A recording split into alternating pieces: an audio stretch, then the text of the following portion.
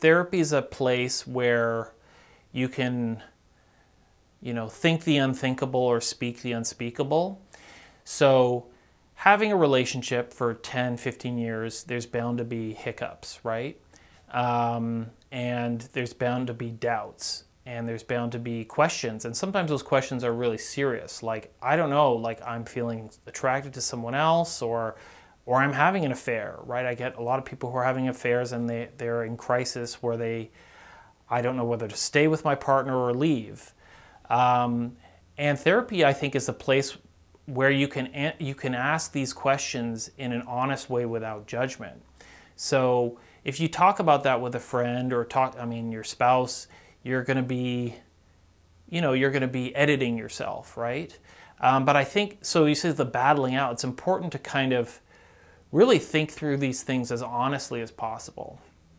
Like, that's what I think therapy is ultimately about. It's a place to be absolutely honest, and to kind of say, like, look, I'm feeling less attracted to my partner, or I feel kind of, sometimes I really doubt that we can make it. And these might not be things that you bring to your spouse, right? Sometimes they're good to bring to your spouse, but sometimes you need to be able to entertain those risky thoughts, right? And I think for a lot of people, the riskiness is dangerous, that if I think it, I'm going to do it. But I think sometimes symptoms can arise, right, if we don't allow those thoughts to kind of come out. I actually think for people who are hesitant, because how will I be able to trust this person that I don't even know?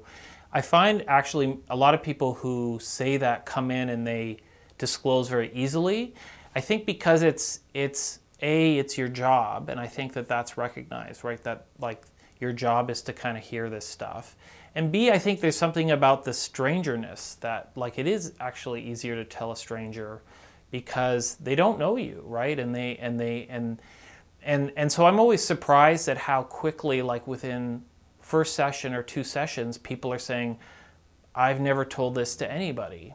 And sometimes you want to think it's because you're creating a good condition of trust, but sometimes I think it's just the power of the situation, right? The power of the fact that it's anonymous, and it's you're 2 strangers meeting each other, and there's something kind of powerful, I think, about that context, right?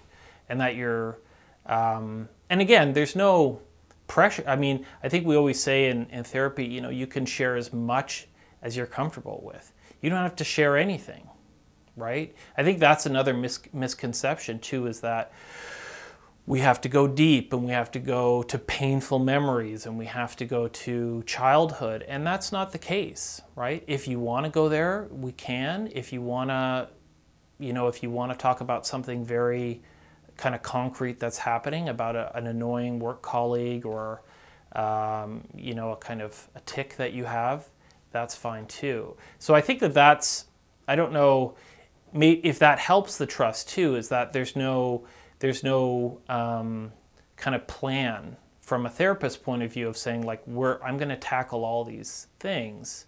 And when I think you realize that, then you're kind of in the driver's seat to go where you want to go.